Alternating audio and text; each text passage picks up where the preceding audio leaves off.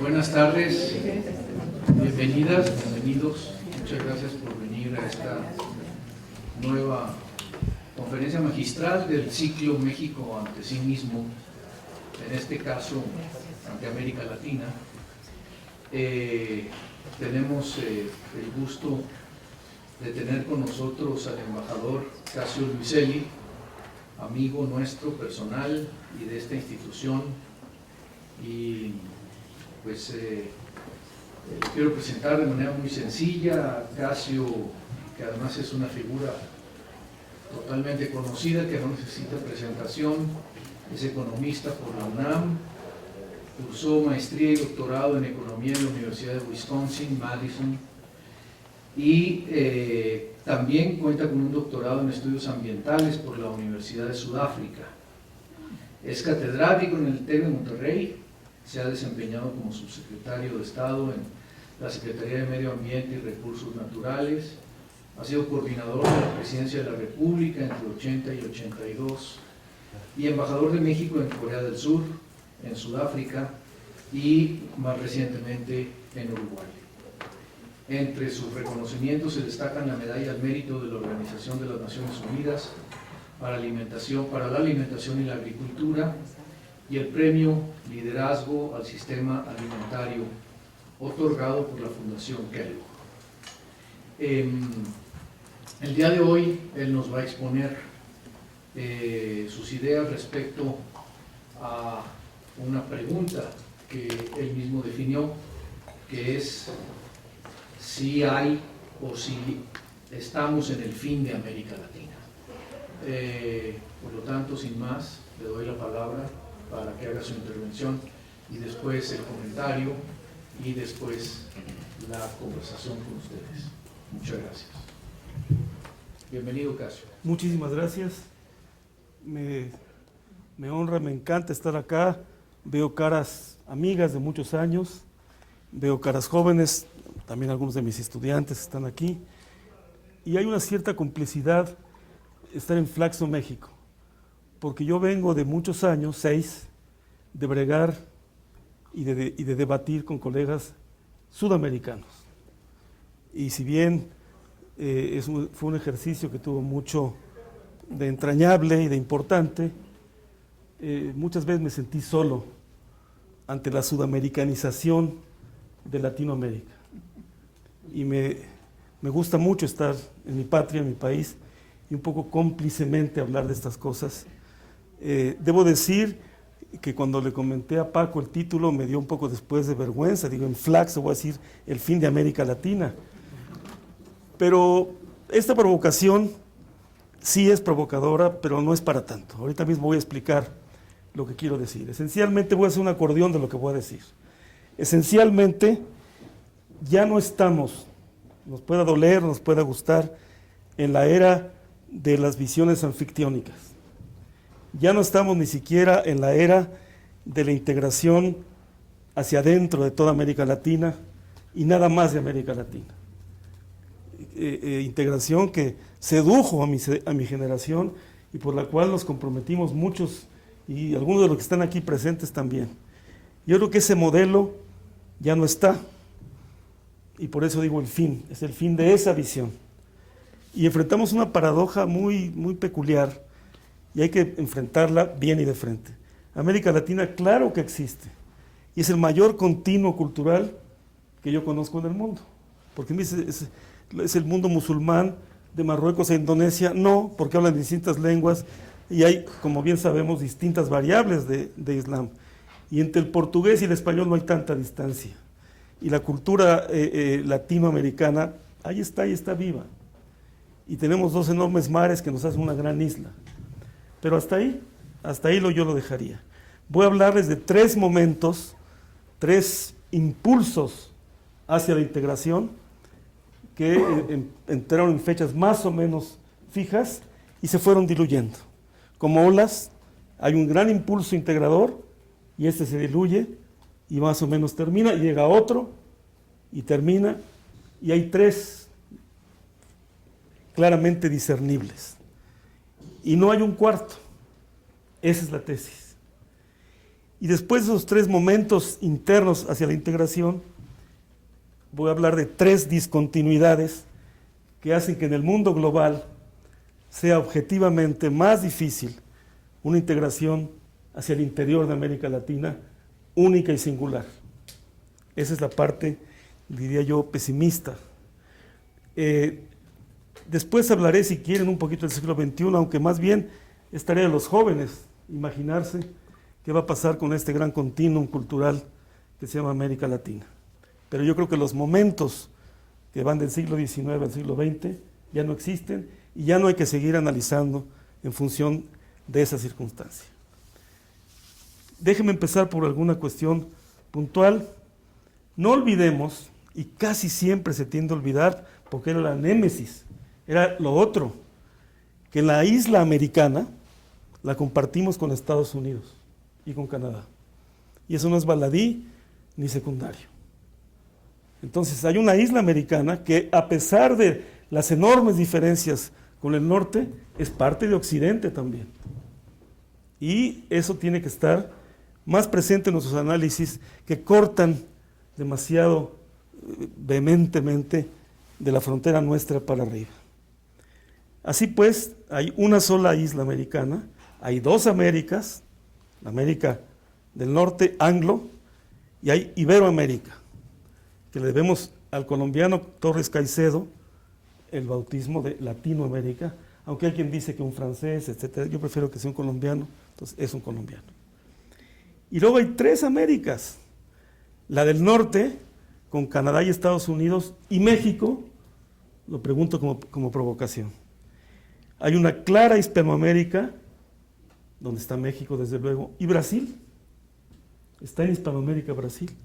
Y hay una sola Iberoamérica o una sola Latinoamérica, donde sí está Brasil y donde sí está México. Compartimos la matriz ibérica todos, y hay una gran diferenciación de nuestra cultura, a pesar de las diferencias, que inclusive son al interior de los propios países, pero hay también una América del Norte. Hay dos países muy importantes, que son en realidad el obstáculo objetivo a una tenue, fácil integración: México y Brasil. México está en el norte, México sí es Norteamérica, es claramente geográficamente Norteamérica. Aquí en el Chichinautzin está la frontera del mundo neártico que compartimos con Canadá y Estados Unidos, pero sobre todo histórica, cultural y económicamente, desde luego que somos Norteamérica.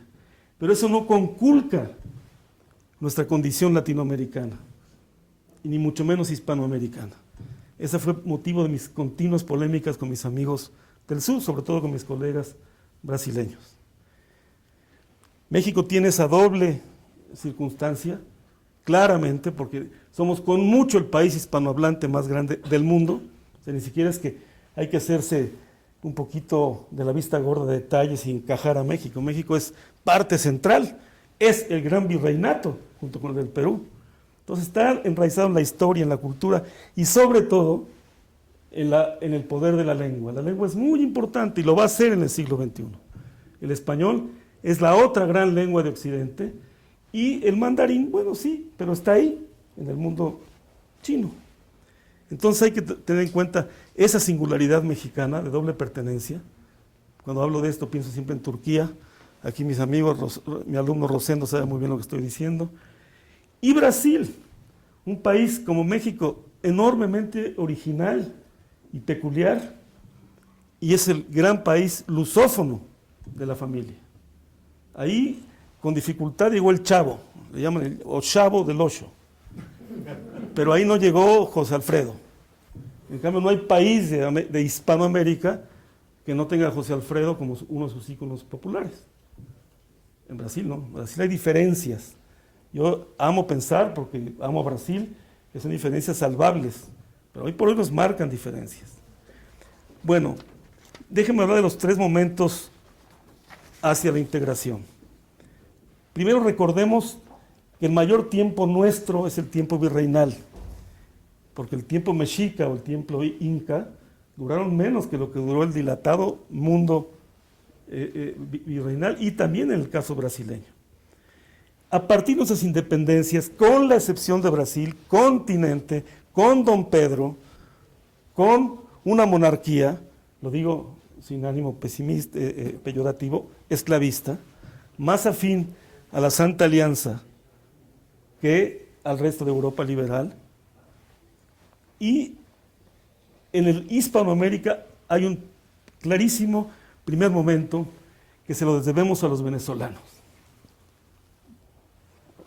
Aquellos venezolanos, a Miranda y a Bolívar. Pocos documentos más conmovedores y esclarecedores que la Carta de Jamaica, que pocos leen y que habría que leer sobre todo los jóvenes aquí presentes. La Carta de Jamaica explica perfectamente. Luego está esa carta del Libertador desde Guayaquil, creo que a O'Higgins, donde le dice una cosa fundamental: formamos nosotros una nación de repúblicas. Ahí ya Bolívar tenía clara la idea de una confederación y cómo veía él que los atributos de una nación los compartimos en lo esencial, empezando por la lengua y la cultura y la historia. Ese primer momento de Miranda y de Bolívar llegó a la Junta Anfictiónica de Panamá y encalló. Fue México. México dice: yo hago la siguiente en Tacubaya. Brasil fue invitado y fue, y no pasó nada. Y también fue invitado a Estados Unidos y fueron con consigna. Inglaterra creo que fue invitado y no fue. El hecho es que de ahí no nos pusimos de acuerdo, no hubo Tacubaya, y luego la debacle de nuestros primeros 30, 40 años de vida independiente hicieron que todos dijéramos: esperen un tantito, tengo que sobrevivir, y luego platicamos. Piensen en el durísimo siglo XIX mexicano en ese sentido. Y no fue muy distinto el Perú, por ejemplo, o la Guerra del Pacífico, por ejemplo. Toda la convulsa historia hispanoamericana. Y un Brasil que fue monarquía hasta 1889, ya en pleno Don Porfirio.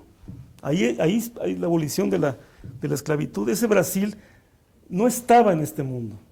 Todo el mundo lo veía, y están los textos preciosos, como algo fascinante, importante, pero finalmente de espaldas.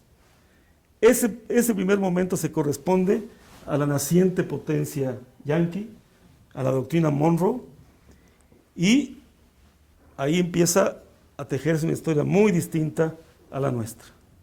El segundo momento nace a caballo del siglo XX, fines del XIX. Tarda algunos años también. Es sobre todo una saga cultural. Ahí yo quiero rendir homenaje conmovido a un argentino, Manuel Ugarte, que yo cuando leo a Ugarte creo que es el más convencido de la historia latinoamericana o hispanoamericana. Además, Ugarte amaba profundamente a México. Y tuvo una historia difícil, una historia de vida compleja. Por fin logra su sueño después de muchas pobrezas personales de ser embajador argentino en México. Convoca estudiantes para defender a México de la agresión del norte. Para mí él es el epítome de esa sensación de que había lo que él bautizó, ojo, él lo bautizó, la patria grande. Pero hay otros nombres que no se pueden olvidar. La maravillosa pluma de Martí, rodó con su Ariel en Uruguay. Ese gran dominicano completamente nuestro que es Pedro Enríquez Ureña, Alfonso Reyes, y la figura trágica de Vasconcelos. Vasconcelos literalmente con su estatua de Cuauhtémoc llegaba su idea del Ulises criollo de la raza cósmica. Llega seducido por la feracidad brasileña, llega al Uruguay y se estrella con países mucho más avanzados que veían a México como el muchacho difícil del barrio y lo regañan y le prestan auxilio a Wilson. Y hay una serie de cosas maravillosas que habría que escribir. Le escribió un queridísimo y gran historiador uruguayo, Gerardo Caetano, sobre el desencuentro entre Vasconcelos y Valle, el gran reformador liberal. No habría Mujica, no habría el Uruguay de hoy si no ha habido Valle, aunque era colorado, no era blanco. Esos hombres tratan de avanzar la idea de la patria grande. Lo hacen con mucho entusiasmo, ven la Revolución Mexicana como una gesta emancipadora, no los gobiernos, sí estos intelectuales. Por eso llega Nervo de embajador, porque Carranza quería hombres esclarecidos en el sur, eran mucho más ricos que nosotros allá en el sur. Finalmente no sucede. ¿Por qué no sucede? Muchas razones.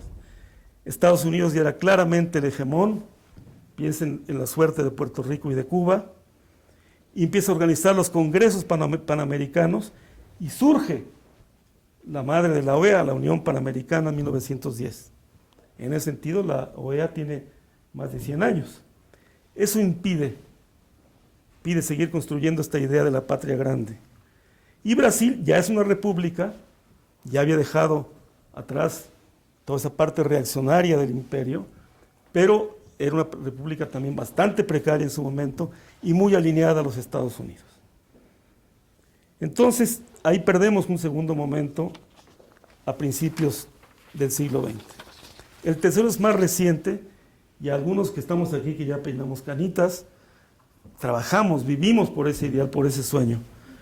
Es la integración jalada por la economía, la integración económica. Ahí empieza en el sur, eso lo pude investigar muy bien allá en Uruguay, que es la sede. Es una iniciativa de ABC, Argentina, Brasil, Chile.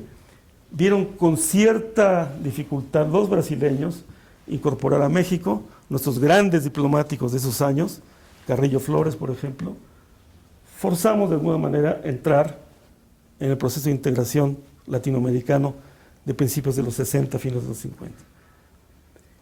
La CEPAL fue importantísima. Prebisch, que decía, hay que sustituir importaciones, pero no agotarlo en la frontera de un país, sino agotarlo en la frontera expandida de América Latina. Hacía todo el sentido del mundo. Y por eso nos jugamos muchísimos de nosotros en nuestra juventud como jóvenes profesionistas. Darle fuerza al mercado interno. Toda esa idea cepalina fue fundamental. Yo diría que nos formó la ideología de aquellos años en torno a la integración. Y no podemos minimizar el impacto de la Revolución Cubana. La Revolución Cubana fue importantísima porque había además en la izquierda una conciencia de otra situación, de otra sociedad. Y Cuba fue fundamental en toda esa visión de que había una posibilidad latinoamericana. Ya no tanto hispanoamericana se decía, se hablaba más de América Latina.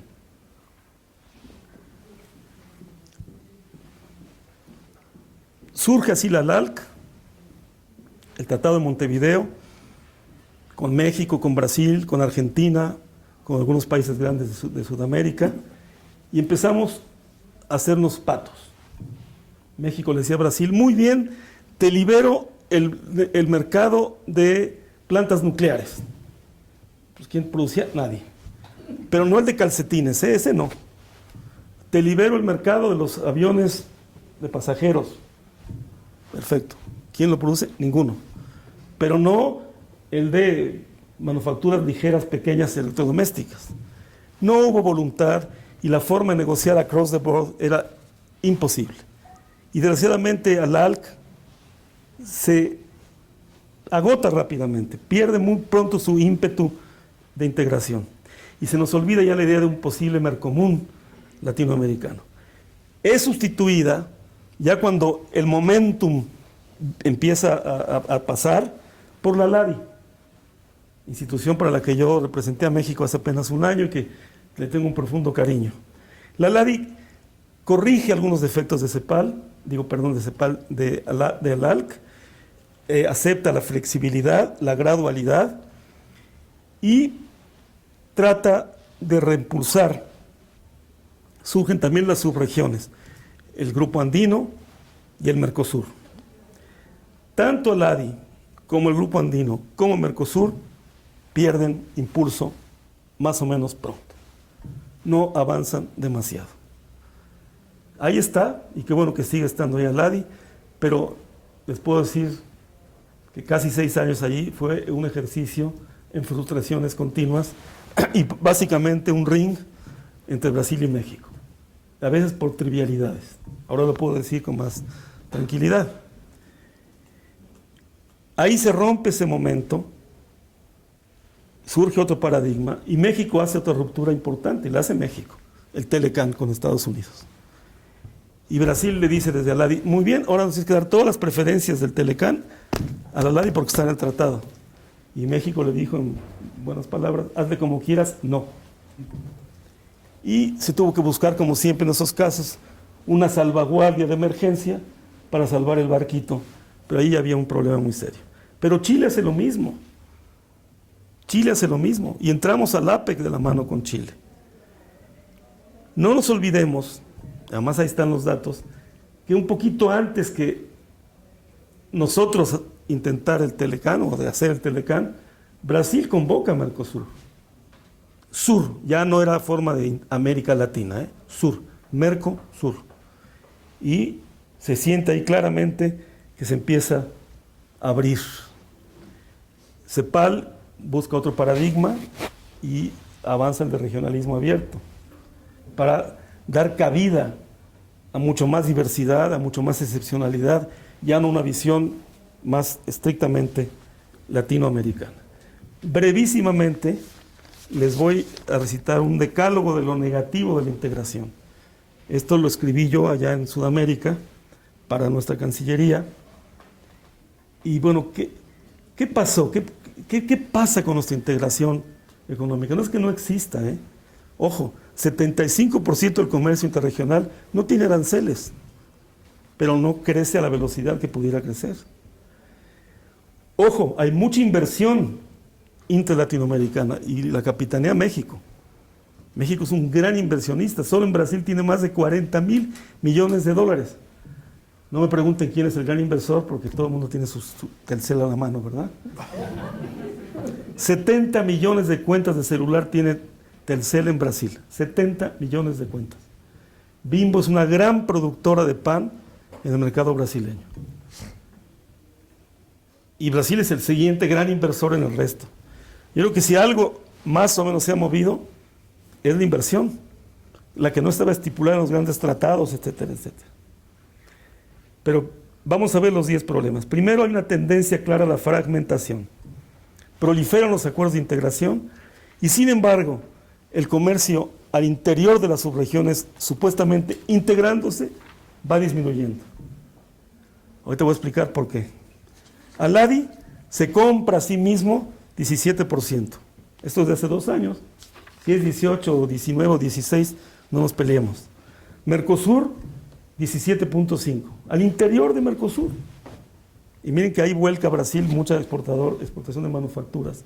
Y Argentina no compite en terceros mercados, ahí sí compite. La CAN, 9.8%. Nada. Nuestros hermanos centroamericanos que lo han hecho mejor en muchas cosas sin tanta laraca política, 14%. Y el CARICOM, 3%. Entonces, hay un gran tema ahí que habría que revisar a fondo. Segundo, hay una muy baja participación de bienes intermedios. Solo 9.5% del comercio lo conforman bienes intermedios, por lo tanto, no estamos integrando cadenas de oferta latinoamericanas, o estamos integrando muy pocas, muy endeblemente. Luego, por donde ustedes le quieran medir, es un mantra, la competitividad es baja, vis a vis cualquier sector. De hecho, México es el más competitivo en manufacturas de toda la región. No hay forma de corregir las asimetrías brutales. El FOSIR, que es el mecanismo sudamericano de Mercosur para corregir las asimetrías, es poquísimo dinero. Es lo que siempre piden Paraguay y Bolivia, y de alguna manera Uruguay, aunque Uruguay no se lo merece tanto porque es el más rico de la familia, pero es pequeño. El FOSIR es chiquitito.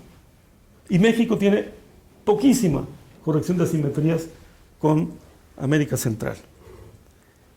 No hay pymes, en ese universo no hay pymes. Tanto alaraca con los pymes, no hay pymes. No tenemos un decente régimen de solución de controversias entre nosotros. Ese fue el ping-pong de varios años con Brasil. No existe. Brasil dice una cosa, México dice no. México dice otra, Brasil dice no. ¿Por qué? Pues porque no. Ahí vamos, lenta, penosamente. Lo único que más o menos se va moviendo, pero se va moviendo en todo el mundo, es la facilitación del comercio por vías no arancelarias, no de concesiones. No hay una armonización regulatoria, ni mucho menos, y todavía tenemos muchas barreras no arancelarias.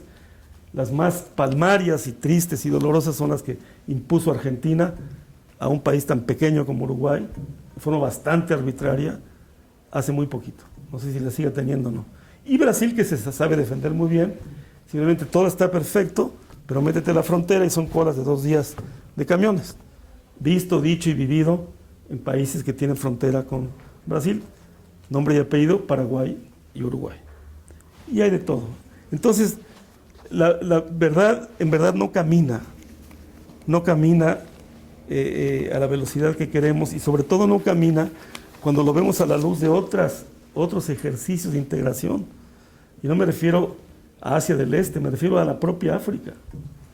Entonces tenemos una contradicción de una retórica muy integracionista y resultados bastante lamentables. Existe, y aquí está el título de mi charla con ustedes, existe un cuarto momento. Estamos sintiendo que ya, bueno, se acabó ese ímpetu que nos dio CEPAL y ALALC y que fue poco a poco desvaneciéndose y fragmentándose. Hay uno nuevo. No solo no hay uno nuevo, ahora es divergente, es claramente divergente. Primero México. México no solo hace el Telecán, sino que hace otros Telecán a quien se deje. Y Chile aprende y aprende rápido y bien, y como son los chilenos en todo mejor. Entonces Chile tiene más TLCs que nadie en el planeta Tierra. Muchas de las acusaciones que yo sentía, ustedes se fueron, y bueno, y aquí los chilenos no se fueron tampoco, y que los peruanos no, etcétera. Hay muchos países que optaron también por su participación en el bowl de espagueti que dice Baguati. En parte por el fracaso de Doha.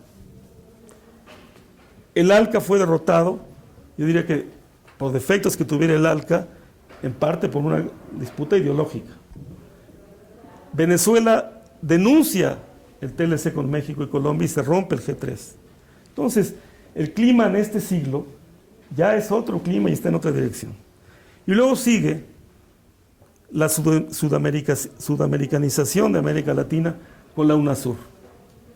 A mí la UNASUR me causó, como diplomático, muchos momentos tristes y difíciles, porque la UNASUR es clara, dedicado a excluir a México. Y yo era el embajador de México, y no solo ante Uruguay, ante la LADI, y lo tenía que decir y yo caía muy antipático. Felizmente tuve algunos buenos amigos en mi propia pelea, pienso en Sanguinetti, pero también a otros del frente no les gustaba la idea de que se excluyese a México de UNASUR. Fue bastante complejo, además tiene su propia Consejo de Defensa, etcétera, etcétera. Y la UNASUR es un gran triunfo de la diplomacia brasileña. Por primera vez en la historia se rompe Hispanoamérica, no es poca cosa, ¿eh? Ya no hay Hispanoamérica. Yo les ironizaba muchas veces, decía, mira, entonces Surinam sí es parte de esa cultura, qué interesante, y Panamá no, ya los panameños son marcianos o quién sabe qué son, aunque están ahí pegaditos a Colombia, un poco ironizando, ¿no? Fue muy complejo, pero debo decir con toda sinceridad que si bien la UNASUR no ha tenido una vida muy feliz y tiene grandes desafíos, también hay que decir que ha funcionado, que Brasil logró hacer y está acreditada la UNASUR. Y ahora nosotros tenemos como los mexicanos diplomáticos tenemos que aceptar que hay UNASUR, punto, ya está hecho.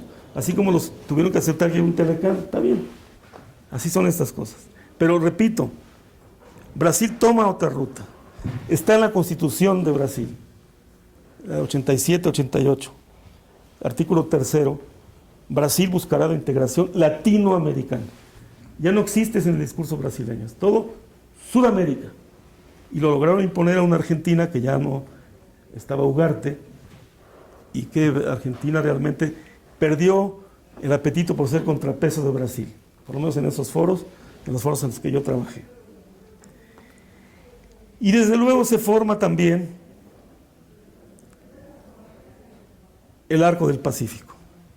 Inmediatamente el Arco del Pacífico es visto con recelo y con desdén.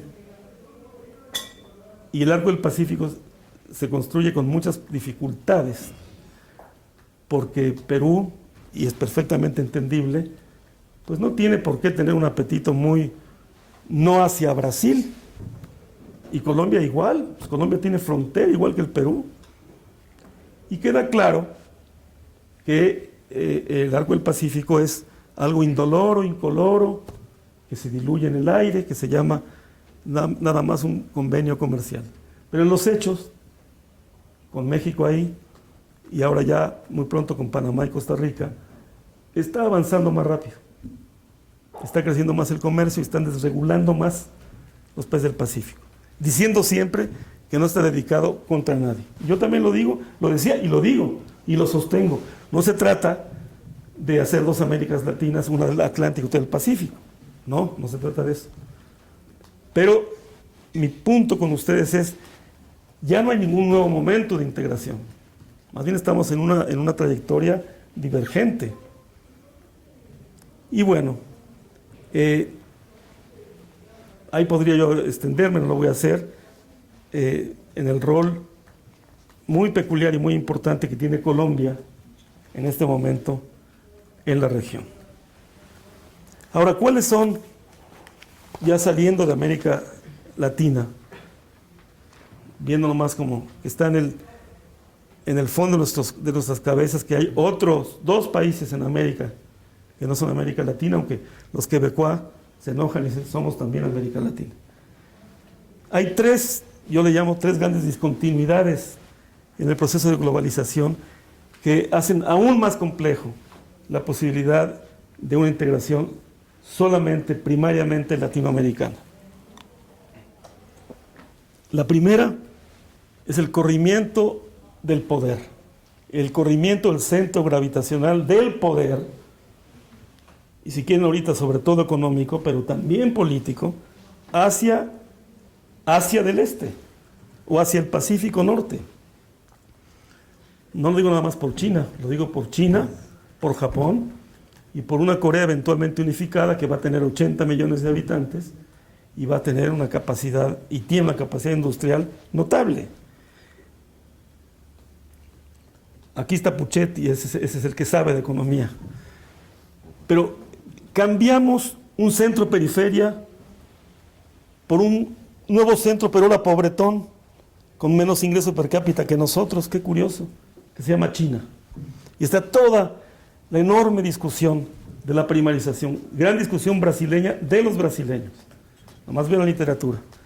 Este auge de las commodities, sobre todo de la soya, otras agrícolas, el hierro y materias primas, claro, hizo una especie de enfermedad holandesa colectiva en el sur y ha habido una pérdida clarísima de competitividad y la apreciación del real que le dio, me acordé de Pepe Córdoba, pero muchos de aquí están demasiado jóvenes y no saben, apreciando el tipo de cambio, la mejor forma de hacer crecer el producto cuando no crece. Y esa apreciación del real y esa circunstancia acabó haciéndole mucho daño a la industria brasileña. Ahí si quieren luego hablamos del caso muy doloroso y muy ejemplar, pero lo viví directamente, de la denuncia de los brasileños y luego seguidos por los argentinos del acuerdo automotriz con México, simplemente porque no compiten, no pueden competir. El hecho es que China, aquí mis alumnos saben hasta el cansancio, se aburren de escucharlo, no es que un país más, es la mayor unidad política y económica del mundo, tiene más población que Europa, que cualquier otro continente. Entonces a estos niveles que está llegando de PIB interno, es capaz de articular otras regiones, como África, por ejemplo. El boom africano mucho tiene de las ventas que le pueden hacer a China, que ya no se hacían, elasticidad de ingreso de la demanda, etcétera, etcétera, al norte desarrollado, europeo, americano. Entonces, ese factor es muy importante. Ya está en la ecuación. Logramos, valga la inmodestia, porque fue el Chacho Álvarez el que compró lo que yo le decía, de que había que estudiar sistemáticamente al Pacífico y a China en la LADI. Y la embajadora cubana, valga la anécdota, decía, pero ¿cómo, chico? Vamos a espiar a los chinos. Cuba se opone, chico. Dice, oye, colega, vamos a estudiar China, aliados con la CEPAL. Y empezamos. Felizmente ya descubrieron que existe China también. Y ahora hay que ver cómo acomodamos la ideología con los datos para ver que hay otro centro, periferia. En fin. Luego surgen, obviamente, claramente, los emergentes, los reales emergentes, no la entelequia aquella del BRIC. Desde luego China y la India, desde lueguísimo, ambos, a pesar de las dificultades de India, tiene un porte y un tamaño que ya es un actor imprescindible. Brasil, desde luego, México también, y una medida más modesta, Colombia y Argentina. Entonces Brasil y México ya tienen un rol en otras canchas, y nos encontramos y casi nunca nos ponemos de acuerdo. Pero es un hecho importante, porque está también Turquía, India, Indonesia, Vietnam, Corea. Hay otros actores con los que ya estamos jugando y complicarían la idea de que hay un bloque latinoamericano. Y tercero, y muy importante, y es parte de mi provocación amigable, las mutaciones de Estados Unidos, las que mucha gente no quiere ver, sobre todo allá en el sur. Es de las potencias la más joven, la única que está lozana demográficamente. Sí, pero sobre todo porque está hispanizando rápidamente. Rápidamente, muy rápidamente. La última década ha sido un boom notable demográfico, la hispanización de Estados Unidos.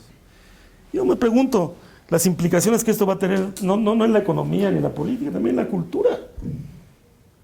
También en la cultura. Nomás les doy un dato. Para el año 2050, la población americana blanca,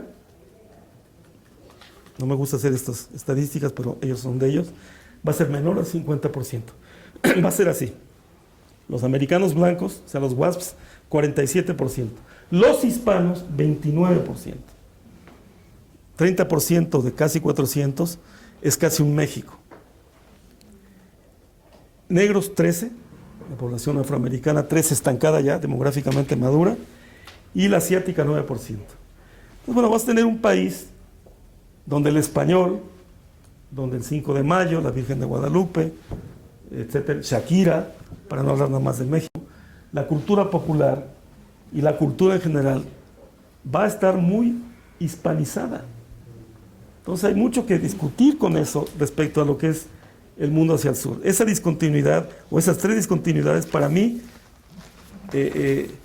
requieren una profunda reflexión. No estaban presentes cuando escribieron esas maravillosas plumas de principios del siglo XX. No existía eso.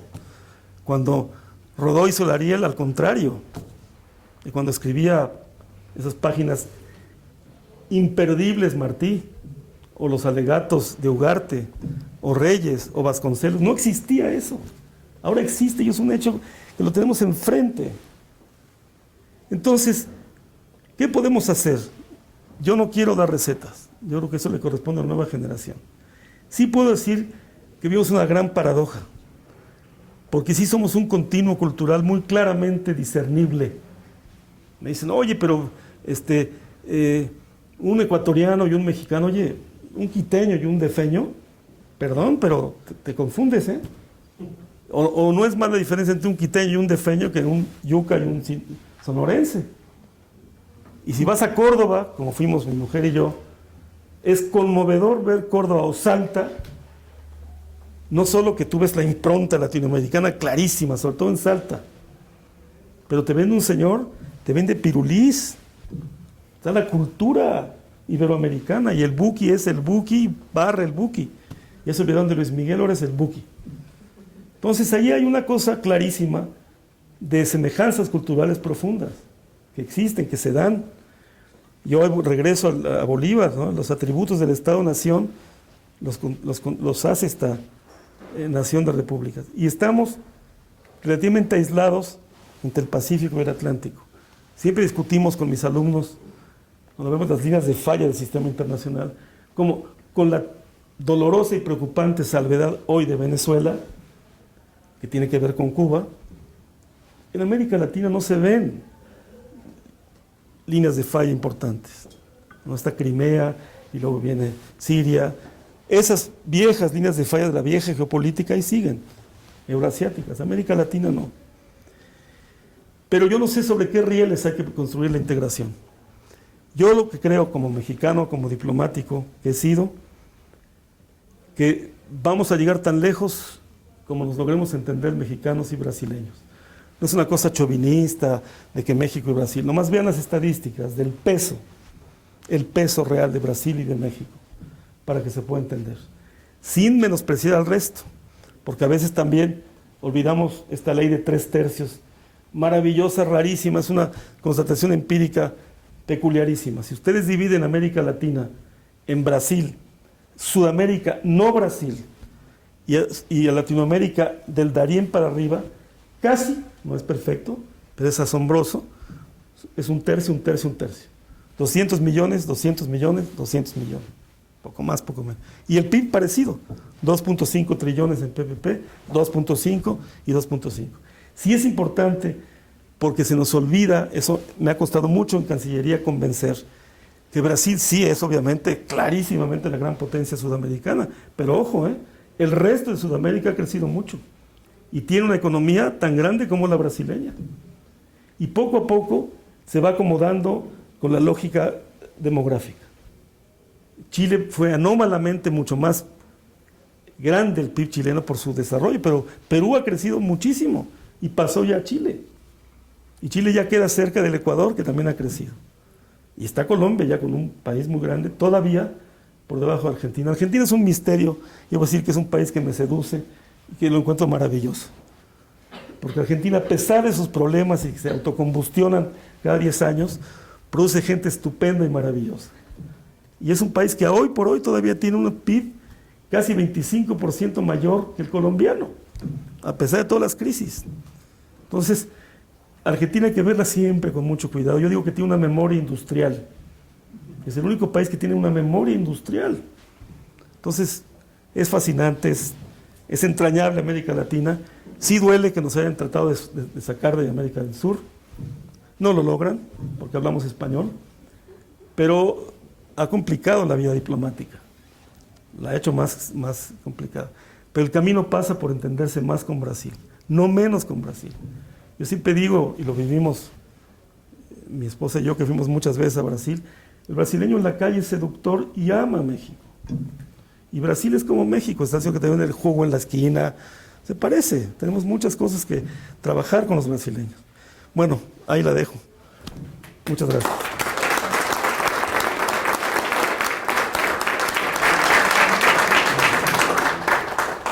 Muchas gracias, Casio. Creo que ha sido una presentación muy original y muy derivada de un conocimiento intelectual, pragmático, diplomático, es decir, que tiene muchas dimensiones y que realmente me parece como tú lo dijiste, una provocación, pero una provocación extraordinaria para discutir en Flaxo, en México y en América Latina. Quiero darle la palabra ahora a Rodrigo Salazar Elena, que es el encargado de comentar esta presentación de Casio. Perdón. Rodrigo es maestro en Ciencias Sociales por la Flaxo, México, es casi doctor, estamos a unos días de ponerlo en el tribunal, en el banquillo de los acusados. Es profesor investigador de tiempo completo de la Flaxo y coordinador aquí de la maestría en Gobierno y Asuntos Públicos. Sus áreas de estudio son la metodología de las ciencias sociales, comportamiento electoral y los efectos económicos de las instituciones políticas. Actualmente trabaja en un proyecto sobre el impacto de la reelección presidencial sobre el desempeño económico en América Latina. Entre sus publicaciones recientes, Doble ronda electoral y apoyo al presidente, el caso de Perú, El estado de la ciencia política en México, un retrato empírico publicado en Política y Gobierno, Symbolism and Ritual in an Open Party Regime, Unveiling Mexico's Political Culture, publicado por la Universidad de Arizona, si no me equivoco, en colaboración con Larisa y con Claudio Lomnitz. Bueno. Con Ilia Adler, exactamente. Entonces, bueno, pues muchísimas gracias, Rodrigo, por aceptar comentar esto. esta presentación, así es que te doy la palabra y después pasamos a las preguntas y comentarios. Muchas gracias. Bueno, antes que nada, pues realmente la presentación que acabamos de escuchar dice de manera muy sintética, pues traza todo, pues un montón de información, ¿verdad? Se ve que ahí hay un enorme conocimiento de las tendencias de la integración económica de América Latina y de cómo eso pues no va a nada, ¿verdad? Si se entiende como integración continental, y también, salvo casos, yo quiero ser optimista con la Alianza del Pacífico, pero serían casos muy específicos de integración. Nada más lo que yo quisiera comentar para añadir a esto es que me llama la atención que frente a este pues, total fracaso en términos de integración económica, me llama la atención el increíble atractivo que tiene el discurso de la integración política, ¿verdad? Que a ver, ojo, integración política bien entendida es formar la confederación, ¿verdad? Eso significa la integración política. Pero bueno, en el discurso, cuando hablamos de integración política, bueno, yo no, ¿verdad? Pero la gente que habla de eso se refiere a una cierta conformación de un bloque con fines o con objetivos comunes entendidos como objetivos antiimperialistas, ¿verdad? Y eso, o latinoamericanistas o algo así, eso tiene aún mucho atractivo político. En su forma más fuerte, pues es lo que motiva la creación de la ALBA, ¿verdad? O sea, la ALBA es un bloque político que tiene un motor económico, que es el petróleo, ¿verdad? Obvio, pero no se propone realmente una integración económica, es una integración con fines político-ideológicos. Bajo esta otra vertiente del discurso de integración, ¿verdad? Que también tiene pues mucho auge en la misma época, supongo que además en los 50, 60 sería parte de la misma aspiración, ¿verdad? Pero ahora presenciamos esto y tiene mucho empuje. Esto también tiene consecuencias en otros bancos. Me parece, por ejemplo, que Mercosur, lo que pudo haber tenido de valioso en términos económicos, está cediendo frente a su creciente politización, ¿verdad? Es decir, Mercosur es ya cada vez más una comunidad de creencias comunes que un bloque arancelario como Dios manda, y que se noten que cada vez que tanto Argentina como Brasil sienten problemas, pues usted lo mencionó, ¿verdad? Arancel, ¿no? Y de repente Uruguay y menos Paraguay se quejan, pero ¿qué van a hacer? Sí, son países totalmente, bueno, muy pequeños y totalmente dependientes. Entonces Mercosur se politiza y realmente pues ese bloque me parece que ahí con estos signos va perdiendo consistencia y utilidad, ¿verdad? Más algo en el terreno político, pero también en países como México, ¿verdad? Tiene cierto impacto este atractivo de la integración política. Vemos que cada presidente que sube tiene que rendirle alguna suerte de, ¿cómo decir? Bueno, mostrar que se toma en serio eso de que México debe volver a América Latina, darle la cara a América Latina, volver a abrazar a América Latina, ¿verdad? Que no quiere decir nada, ¿no? Es decir, digo, va Peña Nieto, participa en la farsa constitucional venezolana, o se reúne con presidentes izquierdistas, qué sé yo, pero en los hechos, lo que ha hecho México de darle la cara a América Latina es la Alianza del Pacífico, ¿verdad? Sin embargo, tiene que dar muestras de que se toma eso en serio para calmar a algún sector. Entonces, ¿a qué voy? La integración política permanece como una suerte de aspiración para un público importante, y creo yo que además este discurso de integración política renació durante los 90, los primeros 90 realmente no se tenía eso en mente, renació Y si renació, pues es que en algún modo, digo, es que siempre estuvo latente y que puede ser atractivo en determinados momentos, ¿verdad? Creo que esto es algo que hay que tomar en cuenta, es al menos un desarrollo interesante que presenciamos ahora, y que ese discurso es sin duda aprovechado por actores políticos importantes. Ahora, desde un punto de vista, a mí este asunto, yo cuando veía el título de la muerte de América Latina, pues me encantó, ¿verdad? Me encantó desde un punto de vista, voy a platicar un ejemplo metodológico. El ejemplo es así. Hace unos meses se publican los resultados de enlace de PISA, ¿verdad? De PISA para, bueno, para todo el mundo, incluidos los países de América Latina que participan de esa prueba. Y todo el debate que yo vi en los periódicos era de si México está aquí, en comparación con quién, con Chile en primer lugar, México en segundo, los uruguayos fastidiadísimos con el tercer lugar. Y yo decía, bueno, pero a ver, digo, Chile y México, primero y segundo lugar, son 10 puntos, ¿verdad? Que se llevan. Esa diferencia no significa nada, pero si nos centramos en este grupo latinoamericanista, no percibimos, aunque comparemos a los países de América Latina, no percibimos realmente la verdadera situación de la educación en América Latina. Entonces yo lo que hice fue relacionar a todos los países con resultados con el PIB per cápita y vi que, bueno, a ver, los de América Latina están donde corresponde que estén, dado su nivel de desarrollo, de PIB per cápita. A ver, aquí,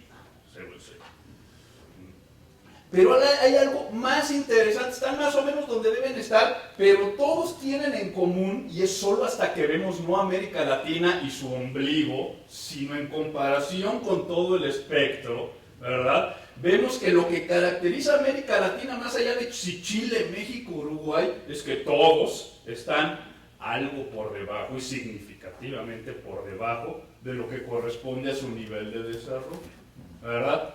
Entonces, esto es nada más una nota metodológica, ¿verdad?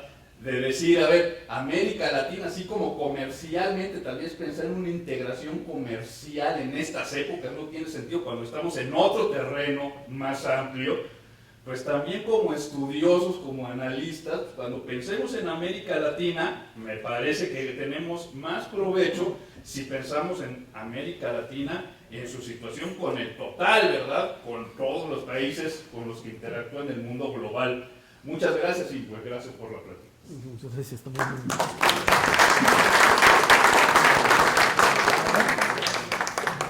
Casio, no sé, ¿quieres hacer un comentario antes de proceder? No, quizá con las... Sí, muy bien.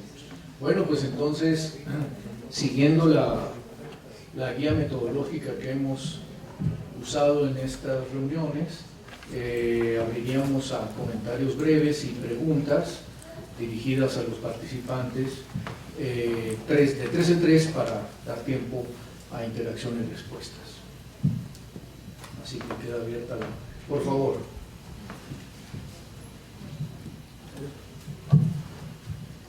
Gracias. Primero, felicitar al embajador. Nos ha hecho un recorrido muy interesante de la integración económica. Tiene toda la razón cuando dice que México fue un intruso en la integración de América del Sur. Y el principal oponente fue Brasil. Brasil siempre vio con celo y recelo a México. En función de eso, creo que han sido uno de los principales elementos que ha obstaculizado la integración económica. Entonces, la integración económica en realidad, pues ya llegó a un fin agotador. No creo que pueda seguir avanzando. Entonces, los organismos como la LADI se están manteniendo en función de que, pues, más allá de los aspectos económicos, hay un elemento político que los mantiene. Desde mi punto de vista, como un comentario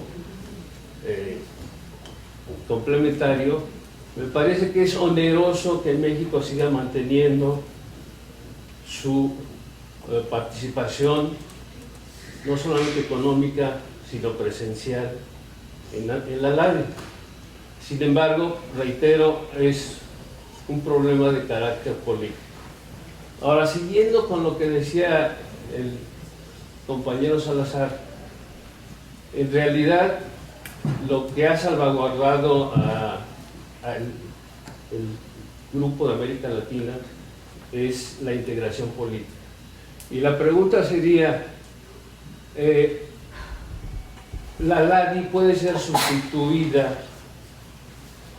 para esos fines políticos por la recientemente creada CELAC? Muchas gracias. Siguiente pregunta, Larisa Adler. Bueno,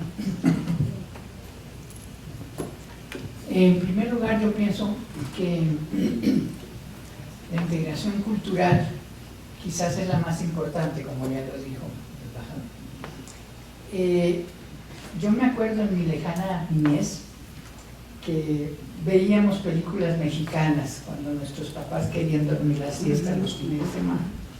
Nos mandaban con las muchachas que no sabían leer a ver películas mexicanas. Y todos crecimos con las canciones mexicanas. O sea, cuando yo llegué a México, me conocía la geografía mexicana por las canciones, que Pénjamo, que Michoacán, Paraíso, Michoacán, toda la cosa, ¿no? Entonces yo sí siento que realmente, no sé si ahora, pero con la juventud actual, pero por lo menos en mi generación, la integración cultural latinoamericana era muy fuerte. Un Cantinflas, algunos personajes de esos casi representaban personajes populares, incluso en países como Chile y tal vez Argentina, que tal vez escapaba un poquito de eso. Y, bueno, ni hablar de Jorge Negrete, María Félix, etc. Ahora, eso yo siento que ha ido cambiando, ¿no? Y un poco la pregunta sería ¿por qué? Si no habría que volver a estimular un poco esa unión cultural que realmente hacía feliz a medio mundo, ¿no? Políticamente incluso, porque era más fácil sentirse ciudadano latinoamericano si cantaba una canción de Jorge Negrete que si rock and roll hoy día, ¿no? Entonces, bueno, yo creo que ese aspecto habría que tomarlo muy en cuenta, que tú lo presentaste, pero como que siempre domina la parte cultural, la parte, económica, política, etc. Y esa es la que, claro, también trae sus problemas, porque una integración política, ¿qué quiere decir? ¿Que vamos a ser todos como Cuba? O el intento del presidente Chávez de comprar poco menos que con el petróleo colombiano un montón de países, como 5 o 6, ¿no es cierto? Ecuador, Bolivia, ¿cuáles más? Un poco en los países centroamericanos, caribeños, todos los que votaron, digamos, en contra de que ¿cómo se llama? La OEA. Sí, la OEA. Todos los que votaron en contra de que la diputada, ¿cómo se llama? María Corina Machado. Hablara en público, o sea, hablara en una sesión abierta, ganaron por 20 votos de no sé cuántos, porque también está todo el Caribe ahí, que no precisamente habla español, ni precisamente canta las canciones del que sea hoy en día el ídolo latinoamericano. Entonces, a mí me parece que el último intento realmente de unificar a todos estos países lo hizo el presidente Chávez, que en paz descanse, gracias al crédito petrolero que le ofreció a Cuba y a todos los países del Caribe. Entonces, puede haber una integración económica, siempre que no esté tan dividida ideológicamente, como lo que se está viendo ahora en Venezuela. Ahora, la cuestión es si la cultura es más fuerte que la realidad económica, si la cultura latinoamericana es capaz de sobrevivir casi como una unidad, a pesar de las diferencias tanto políticas como económicas en estos momentos de petroleros, etc. Muchas gracias. Una tercera pregunta, Graciela Benzuzano, perdón, en la siguiente ronda. ¿Ahora? Sí. Ok. Bueno, en el análisis que hicieron, me parece que falta un componente. Hace muy poco tiempo el Banco Mundial hizo un estudio sobre, comparando en América Latina los indicadores sociales, la evolución de los indicadores sociales. Ahí se ve un claro contraste entre lo que ocurre en los países de América del Sur, Argentina, Brasil, Chile, Uruguay y hasta Paraguay, en relación a lo que sucede con esos indicadores en Centroamérica y México. Claramente, sabemos que los patrones de integración, digamos, en la economía mundial difieren. El caso de los países centroamericanos y México, muy claramente un modelo de integración vía la exportación de bienes de bajo valor agregado. Obviamente hay una reprimarización en América del Sur, pero también hay cambios importantes en esos indicadores, pobreza y desigualdad. Y mucho tiene que ver con la cuestión del ingreso, el ingreso proveniente del trabajo. Entonces, bueno, sí comparto, por ejemplo, el punto de vista de Rodrigo, pero creo que todavía sí podemos seguir comparándonos y ver que hay diferencias, y tal vez eso explique un poco, embajador, por qué Brasil es menos competitivo que México en la industria automotriz, por ejemplo.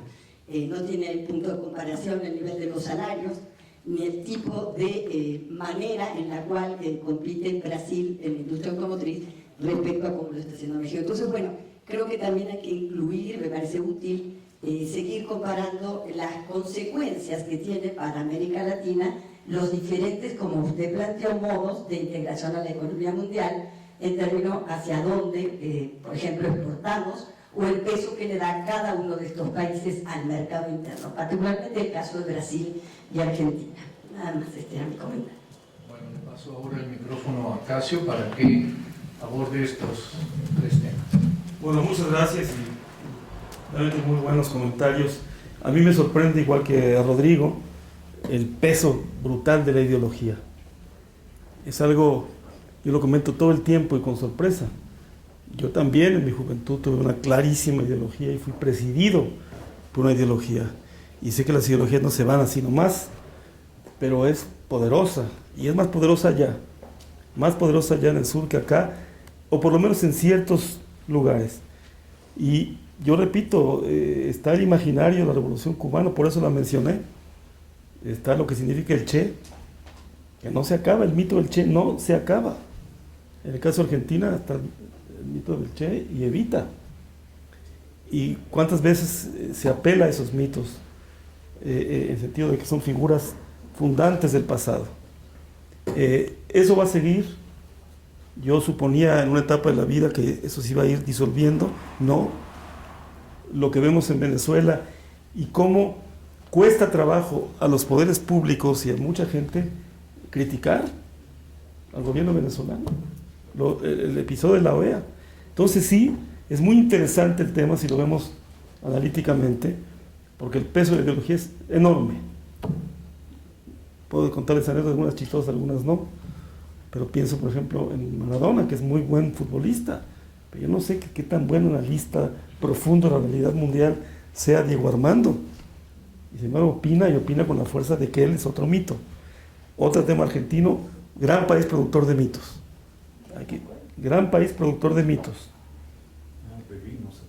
Yo dije mitos, pero también de vinos, ¿eh? Debo decir a mis amigos chilenos que un buen Malbec pone en problemas a muchísimos otros países que producen vino. Eso es cierto. Me gustó mucho tu comentario y merece mucho analizarse. Ahí está también la enorme fuerza de Lula. Lula fue un magnífico, extraordinario político, y Lula hizo muy bien, puso a Chávez a su izquierda. Entonces ellos eran los chicos razonables y el otro era el chico un poco excesivo. Entonces, todo esto cuenta y habría que alguien, quizá gente de tu generación, Rodrigo, tiene que contar esta historia desde el punto de vista de la ideología. Y a los mitos mexicanos ahí están. Mucha gente me preguntaba, ¿y qué se hizo el subcomandante Marcos? Y dije, honestamente, no sé qué se hizo el subcomandante Marcos. Es todo un mundo que está ahí, vivo, actuante. Respecto a esta idea de México volver a casa, yo he escrito, tú habrás visto algún artículo mío, una época un poco más romántica todavía, es que pertenecemos a esa casa, hasta en los prejuicios. Esa es la cosa peculiar, es como México, yo siempre pienso en Turquía con México. Entonces esa alma es cindida. No somos del norte, pero también somos de allá. Y así como nos encanta José Alfredo, bueno, a mí me encanta el tango. Y por cierto, debo hablar de Argentina, el rock argentino es magnífico, super rock. Un país que entiende que Maná es muy buen grupo, porque aquí todos los bateamos, pero Maná es un gran grupo en Argentina porque saben de rock los argentinos. Entonces hay ese tema de la vuelta a casa. Yo hice, y el comentario de Graciela me gustó, aunque creo que tiene carga, como si allá están bien, aquí están mal. Pero hacemos un retrato de familia. No, hay muchos datos, yo también tengo muchos datos. El Banco Mundial no es, yo tengo muchos datos. Sí, pero el ingreso per cápita, ahí está. El Gini de Chile, ahí está. El Gini de Brasil, ahí está. Y el empobrecimiento de Argentina es palmario también. Entonces a eso voy, ¿entiendes? El tema de fondo, ¿sabes cuál es más que el Banco Mundial? Si va a ser capaz, va a ser capaz Sudamérica, capitaneado por Brasil, de ser una alternativa a un mundo donde el norte, y ahora el Pacífico Norte, está conduciendo la gran dinámica económica internacional. Es el tema, más allá de que estemos de acuerdo con unas cosas, ¿no? Yo creo que lo del PISA es dramático, y es patético que alguien, no digo países, diga, ¡ay, estamos mejor! Salimos 2 puntos abajo del sótano todos estamos en el sótano. Y yo que quiero muchísimo Uruguay y viviendo en Uruguay, para Uruguay es un gran fracaso, porque Uruguay es un país mucho más avanzado socialmente que todos nosotros.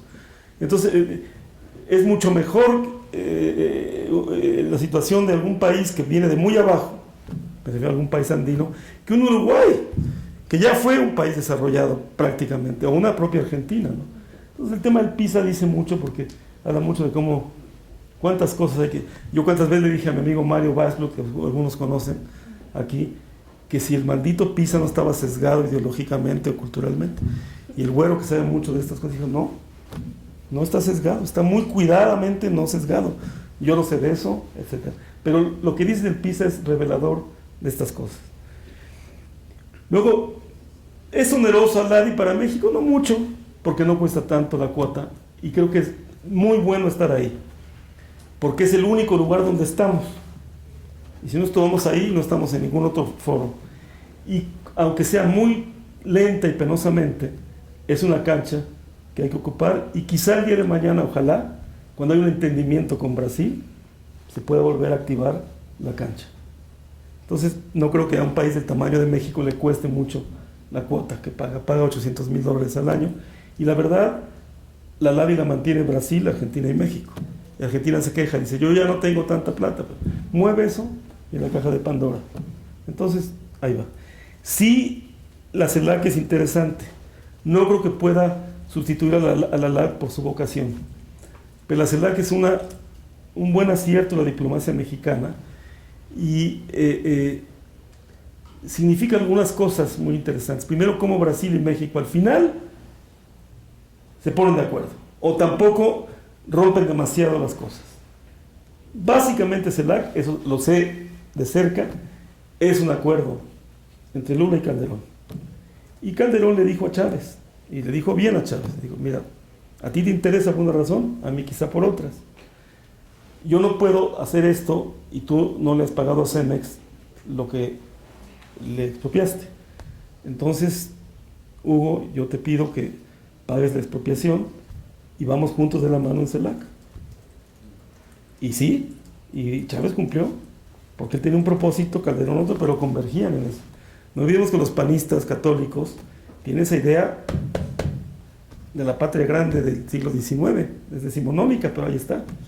El hecho es que CELAC sí funciona, pero hay demasiada timidez porque colisiona de alguna manera con la OEA, de alguna manera. No que los Estados Unidos estén preocupados por CELAC, eso no, pero sí colisiona con la OEA. Y sobre todo que UNASUR está muy activa. Entonces, como algo que tenemos ahí, en el closet, lo usamos muy poquito. Pero en algún momento se puede usar.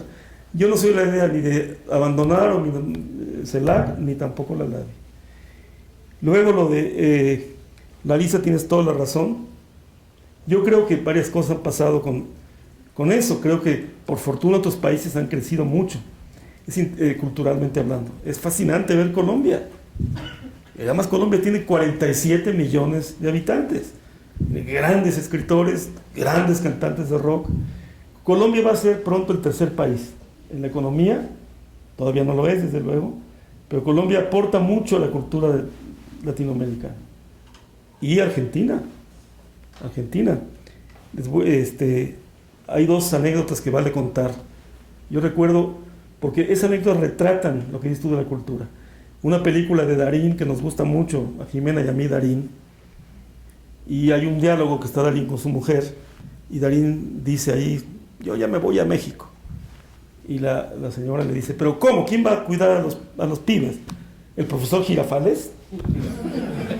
Eso te pinta perfectamente cómo Argentina empieza a entender a México y México a Argentina.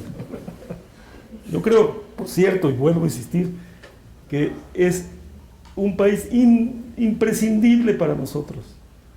Argentina es un país con el cual no te debes de pelear. Puedes tener diferencias con el gobierno argentino o con cosas. Es un país demasiado fértil en la vida colectiva latinoamericana. Y otra anécdota más bonita y más decidora, llevamos al presidente Mujica cuando hizo su visita de Estado a México, fue a Guadalajara, porque él tenía miedo de la altura, porque cuando fue a Bogotá, a la toma de posesión de Santos, se sintió mal, y negociamos. Yo me dediqué a esa negociación, le dije, presidente, usted llega a Panamá, lo recoge un avión mexicano, y lo llevamos a Guadalajara. Yo quería Mérida, pero tenía razón la canciller, me dijo, no, una gran ciudad. Y la visita fue en Guadalajara. Y en la tarde lo llevamos a una hacienda, no una hacienda para turistas ahí, no, a una hacienda mexicana. Y el señor con sus 77 años estaba encantado de la vida en la hacienda, entre el polvo, los sombreros de charro de a verdad, no los del aeropuerto, etcétera, etcétera. Y al final de su discurso dijo algo maravilloso. Dijo, y lo corroboré después, dice, por fin pude vivir al interior de una película de Jorge Negrete. Solo Mujica puede decir esas cosas. Y cuando llegué, la señora Lucía, su mujer, me dice, oiga, embajador, pero no para de hablar de Jorge Negrete, el Pepe. Es cierto, esas gentes nos hicieron un inmenso servicio a nosotros, a estas generaciones. Jorge Negrete, Pedro Infante, todas esas gentes. En país al que vas te dicen, aquí nos levantamos todos con México canta, con el amanecer ranchero. ¿Qué sucede? Que otros países han hecho aportes a la cultura importantes. Y México tiene una salvedad que lo hace muy especial. Tiene un Octavio Paz y tiene al Chavo del Ocho. Tienes alta cultura y tienes cultura popular. El Buki. Pero esa es la que no se está estimulando. Sí. Yo creo que hay que estimularla mucho. Creo que una de las cosas que yo no quise hacer recetas aquí es desplegar con más fuerza el poder suave de México. Ahora que están alicaídos nuestros queridos hermanos españoles y el Cervantes está un poquito recortando, pues nosotros enseñar a Brasil a hablar español. Los brasileños están ávidos de ser bilingües, ¿eh? Y con esto termino ese comentario. La lengua es más importante de lo que solemos decir. Es un vehículo poderosísimo, y eso es muy importante. Y lo bueno de Graciela no está aquí, pero yo creo que sí, yo creo que es cierto que ha habido un crecimiento más hacia adentro. Ahí hay un tema que habría que discutir. CEPAL había dicho, busquemos el mercado ampliado adentro, integrando las cadenas adentro. Nosotros, eso hace sentido. Mi pregunta es, ¿todavía se puede con el nivel de integración global que hay o no? Creo que ahí hay una serie de preguntas empíricas que habría que responder. Yo no tengo, primero, nada en contra de una mayor integración con Brasil, me encantaría. Digo, ¿se puede? Como están las cosas, no como yo las quisiera, como están. Y segunda cosa, ¿va a durar estas buenas estadísticas? Vamos a ver. Entonces, yo creo que la respuesta es más bien una discusión más que ideológica, empírica, y ver por dónde. Gracias por esta ronda. Muchas gracias. Tenemos copada la segunda ronda, así es que empiezo con ella, y si alguien se quiere apuntar, que me avise. Por favor. Ahí que yo me... Bueno, mi pregunta es para el embajador Casio. ¿Cómo nos recomendaría a futuras generaciones lograr la integración de México con países como Brasil y Argentina? Lograr quitar esas asperezas que hacen que no pueda desarrollarse la economía y la cultura entre nuestros países y lograr una mejor Latinoamérica.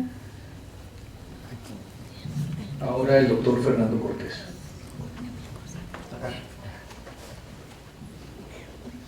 Gracias, Casio. Bueno, dejando a un lado nuestra diferencia acerca de los vinos y de la calidad, Ya sabía que ibas a decir eso. y de la calidad del Malbec, que para mí no es una buena cepa. Quisiera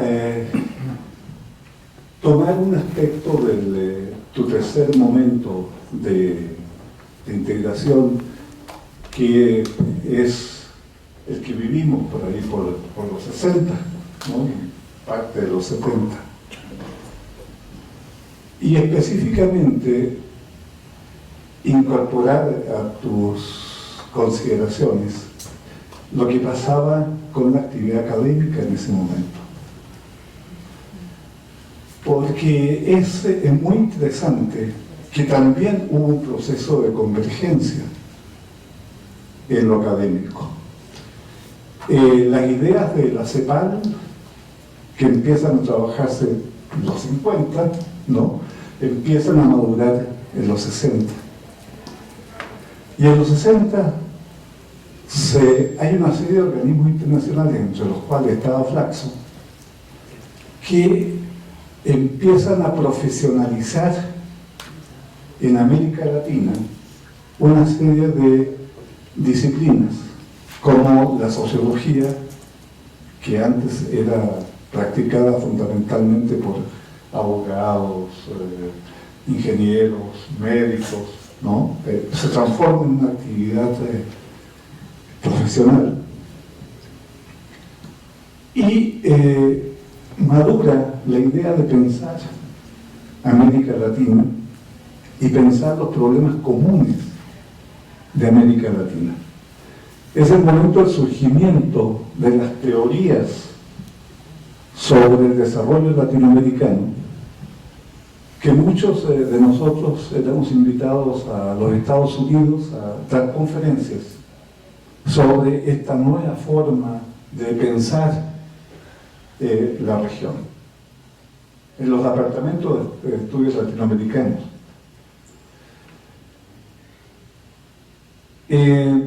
Bueno, los eventos políticos de los años 70 destruyeron y dispersaron la gente que estaba trabajando en estas perspectivas. Y de alguna manera, que yo no veo muy claramente, se da el proceso que tú señalas. Es decir, los países empiezan a estudiar sus problemas internamente, olvidándose del resto, como que se olvida la idea de América Latina. Y eso ocurre justamente cuando, por otra parte, los bancos interamericanos, el Banco Mundial, el Banco y las agencias de los Estados Unidos imponen formas de resolver los problemas, formas uniformes de resolver los problemas económicos, sociales y políticos de América Latina.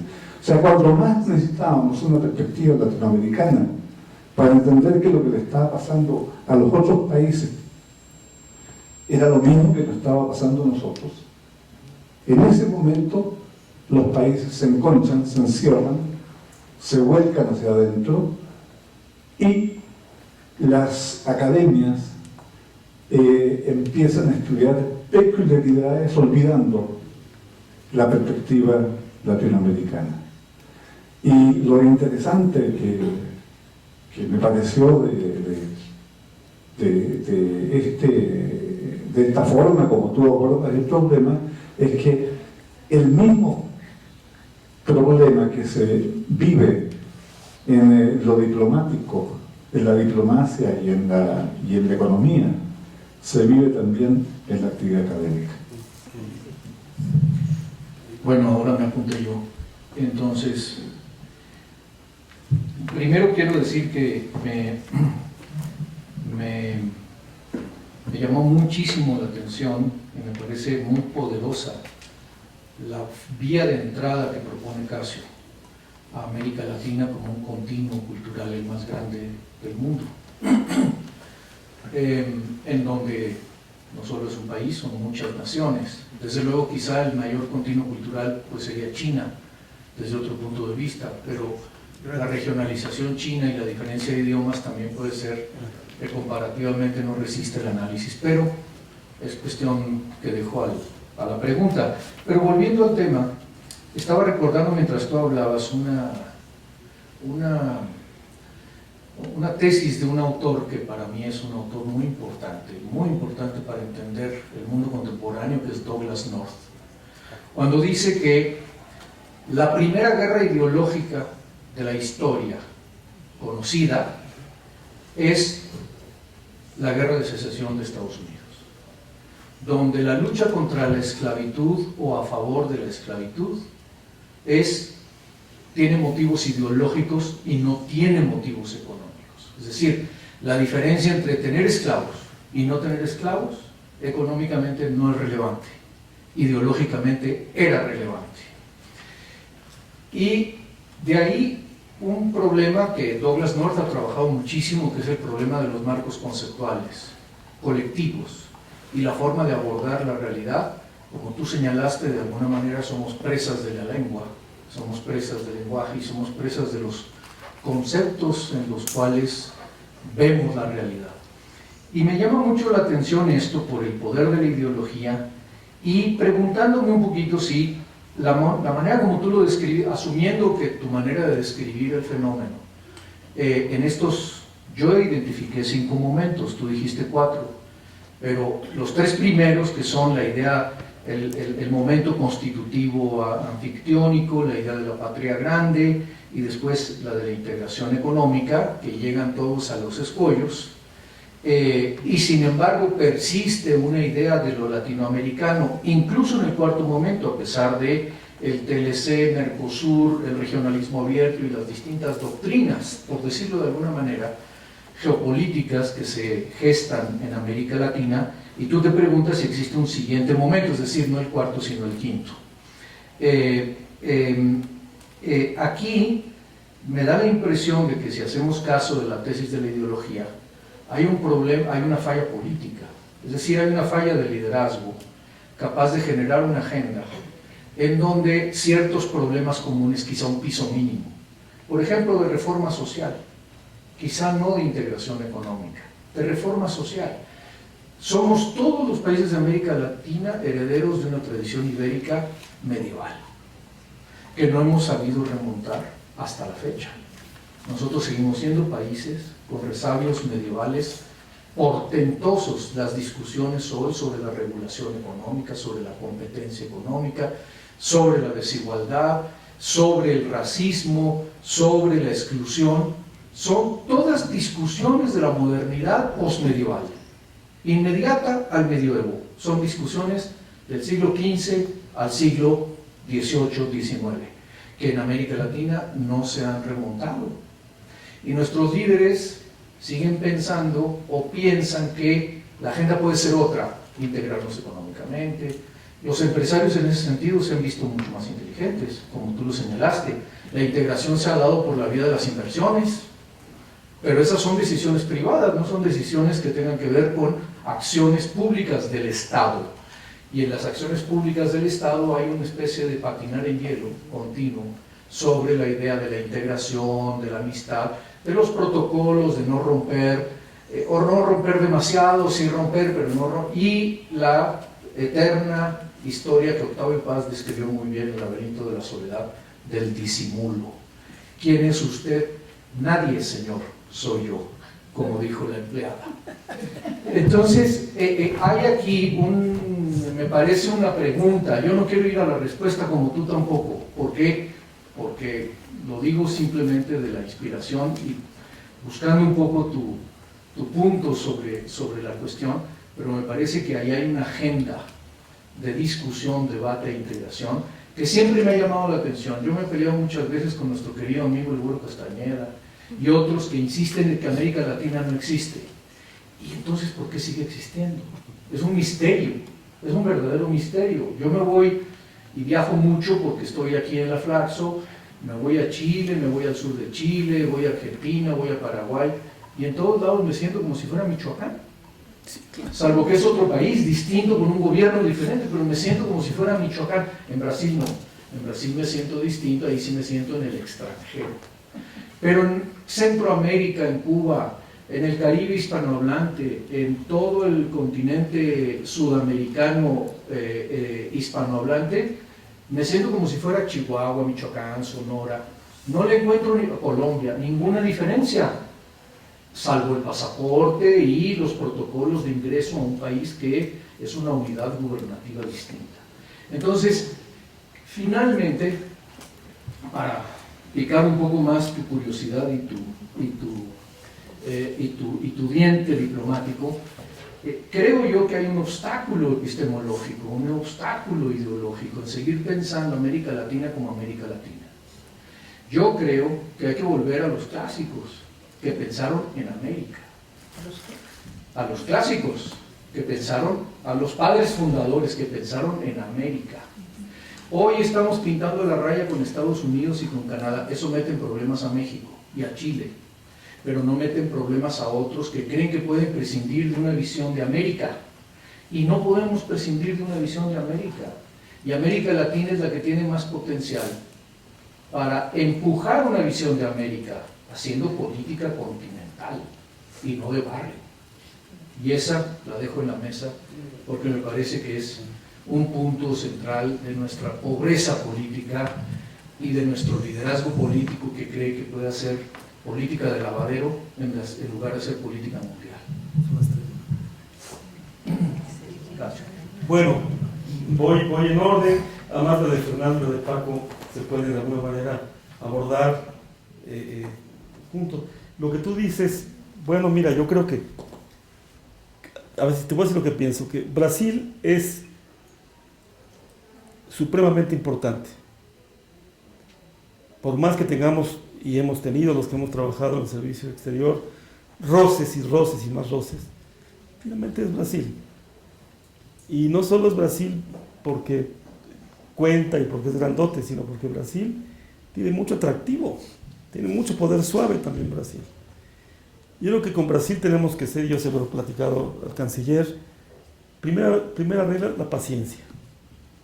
Por fin tener una visión de largo plazo. Segundo, tratar de entender a los brasileños, sí como rivales, pero no como algo peor que un rival. Hay antagonismos, pero no hay, como yo puse un artículo por ahí, no sé si lo has leído, somos amigos distantes, nos conocemos muy poco. Yo haría una política poco a poco, pueblo a pueblo. Pondría varios institutos tipo el Cervantes y gastaría más plata. Por ejemplo, ahí está el Fondo de Cultura Económica. No sé si ahorita con esta nueva administración cambie. Lo dije 1000 veces. Está un amigo mío uruguayo ahí, que no los quieren porque no es de izquierda, pero es muy buen tipo. Ya sabes. Fondo de Cultura. Languidece. ¿Por qué no hacemos 100 libros al año? Fondo de Cultura en portugués. No tenemos jóvenes escritores, que ya hay muchos y muy buenos, latinoamericanos y brasileños, recíprocamente. ¿Por qué no usamos el fondo como un instrumento de poder suave. No 3 becas o 13 becas, 3,000 becas. O sea, tenemos que tener una política de abordaje de poder suave con Brasil y también nosotros conocer más a Brasil. Ahorita que venga, Brasil se parece asombrosamente a nosotros porque tiene esas brutales desigualdades. ¿No? Yo le decía, porque me gusta el urbanismo, ¿cómo comparas San Pablo con el DF? Son las únicas 2 metrópolis que tienen una galaxia urbana alrededor de sí, las únicas, ni siquiera los Estados Unidos. ¿Y cómo es? ¿San Pablo se parece al DF? Sí, San Pablo es una Ixtapalapota con un Polancote. ¿Y cómo es México? Pues México es Ixtapalapa, con lo que ya sabemos. Y ambos tienen mucha contaminación. Y problemas de tráfico brutales. Entonces, hay mucho que trabajar con los brasileños por el lado positivo, estudiarnos más, conocernos más. Yo creo que ahí hay un gran trabajo que hacer. Generalmente en México somos esclavos de los sexenios. Entonces ya se fue el idiota, que luego llega el inteligente. Luego resulta que el inteligente es el idiota y llega otro inteligente. Y así nos pasamos. Urge con Brasil una política sistemática de largo plazo, de paciencia. Y hablarlo con ellos. Mira, mi experiencia con los brasileños embajadores es, se te puede torcer el hígado, pero te vas a tomar un whisky con ellos. Y hay afecto. Son latinoamericanos también. Y así como México a veces se siente excluido de su casa, Brasil también. Pasa por entenderlos también a ellos. ¿Ves? Somos, bien lo dijiste, por eso yo dije, el periodo más dilatado de nuestra vida es la vida colonial todavía. Y vivimos eso. Somos una colección de prejuicios los latinoamericanos. Tú escuchas los prejuicios de cada quien. México es un país que sufre mucho. Hay muchísimos prejuicios sobre nosotros, el color de nuestra piel, el ándale manito, todo. Ellos también tienen prejuicios sobre los brasileiros. Y son siempre, en fin, hay mucho que trabajar con Brasil. Segunda cosa, bilateralidades fuertes. No hay eso ya de que, chico, Paraguay es un país muy chiquito, entonces vamos a mandar, pues, poquito. Paraguay es muy importante. Si hubiéramos jugado bien una movida política, cuando quisieron excluirlo, lo excluyeron por el impeachment de Lugo, en fin, ahí perdimos una oportunidad de hacer política. Ya no hay ningún país que tú digas es muy chiquito. Guatemala es un país, por cierto, muy importante y grande, con casi 16 millones de habitantes, casi como Chile. Entonces, en América Latina no hay ranking, diría yo, bilateralidades fuertes. Sí es cierto que si me pones a decir, aparte de Brasil, Colombia y Argentina, son obviamente fundamentales. Y Perú, que es el país más parecido a nosotros de todos. Entonces tú te vas por el mapa y tienes que tener, no esto de que regreso a casa, pero con toda seriedad, una relación mucho más intensa con cada uno. Cuba y México son indivorciables, O sea, hablando de ideologías o de algo mágico pasa entre los cubanos y los mexicanos. Ahí también hay una canción muy bonita, ay qué bonito y sabroso bailan el mambo las mexicanas, mueven la cintura y los hombros igualito que las cubanas. Es anécdota, pero lo digo en serio. Eso yo te diría, estudiar a tu edad, viajar, moverse, quitarse prejuicios. Es hermosa América Latina, está llena de vida, igual que México también. Lo de Fernando es muy interesante y doloroso. Y no me lo acabo de explicar. Nomás te di algunos nombres, aparte de Prebisch. Son los brasileiros. Hélio Jaguaribe, Fernando Enrique Cardoso, Celso Furtado. Son los brasileños, los más latinoamericanistas de todos. Abrevamos de los brasileiros. De repente UNASUR. Pero el discurso fue brutal, hegemónico. Ya no existe más que UNASUR. Bueno, Sudamérica, fueron 6 años y oigas, sí está muy bien Sudamérica, Hay cosas que son peculiarmente sudamericanas, lo acepto con mucho gusto y con mucho interés, pero también hay más que eso. Están dejando a 200 millones de latinoamericanos fuera del juego sudamericanista. Y hay toda una ideología de que hacemos mejor las cosas porque hemos abatido la pobreza un poquito, no es cierto, vamos a verlo a largo plazo, quién sabe. ¿Quién sabe? Por eso dije provocadoramente, el impacto de China tiene que analizarse. Bien lo dices. Hay que quitarnos de la cabeza que China es un paisote. China es la mayor unidad política y económica del mundo. Eso. Entonces yo diría que sí, que también se reflejó. Con entusiasmo vimos cómo nacía Flaxo. Hay gentes muy queridas, bien en lo personal, como el maestro Flores de la Peña, Francisco Javier Alejo. Hicimos el CELA, se impulsó la Flaxo, la Claxo. Esto era una idea fascinante, es una red de pensamiento. Y qué bueno que hay gentes, tú estás aquí, está Caetano en Uruguay. Más de esto, más reflexión de ahora, del quinto, si tú quieres, el quinto momento, ¿no? Porque esa contradicción, esa paradoja, y pienso que Rodrigo de esto va a tener mucho que decir. ¿Cómo reconcilias eso del gran continuum cultural que sí somos con las divergencias en los procesos reales de integración?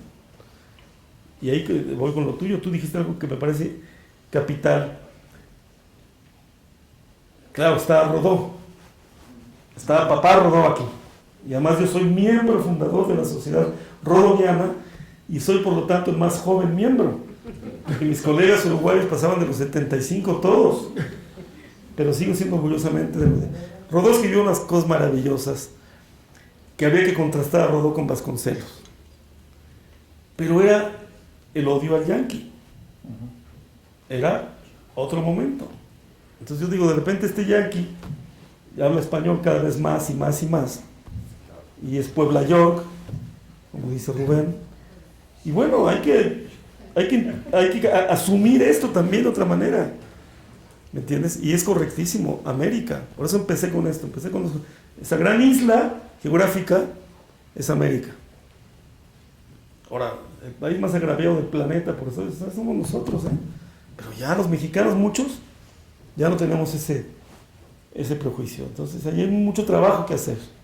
Coincido plenamente y creo que hay que verlo así. También es importante verlos de frente y decirnos dos verdades. México tiene la incomodidad de ser grande, de contar, de ser importante, pero no tanto como Brasil. Y eso la Cancillería tiene que manejarlo así y saberlo así. Brasil tiene un llegue mayor, pues sí lo tiene. Son 200 millones de brasileiros y 120 millones de mexicanos. Pero la otra cosa que hay que discutir razonablemente, es decir, ¿es cierto que Brasil es del porte de Estados Unidos y va a llegar a ser otro Estados Unidos? ¿Sí o no? Yo creo que no. Ni demográficamente está muy avanzado en su transición demográfica, más que México. Entonces, va a periclitar Brasil por ahí de los 220. Gringolandia ya anda en 340. Entonces, es cierto, sudamericanos queridos, que Brasil va a ser the next USA, el siguiente Estados Unidos. Yo creo que no. Yo creo que va a ser un país muy importante y es un país ávido de anclajes. Inventa la UNASUR, el G4, el ITSA, el otro, aquí y allá, porque está en un barrio donde es mucho mayor que los demás. Y enfrente está Angola y está Namibia. Entonces, también tratar de entender a Brasil en estas maneras, tratarlo de verlo así, hablarlo. Y los brasileños tienen una inteligencia estupenda, tienen gente. Los brasileños además son muy críticos, ¿eh? Toda esta cosa de la primarización hay que leerla en brasileiro, en portugués de Brasil. Entonces yo creo que sí, que hay que moverse con esa cosa realista.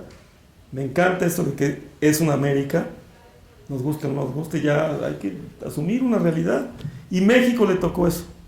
México, yo también se lo digo aquí a mis dos alumnos presentes, que quizá la tarea no pensada, no formulada por los políticos mexicanos, es que nos tocó hispanizar a Estados Unidos.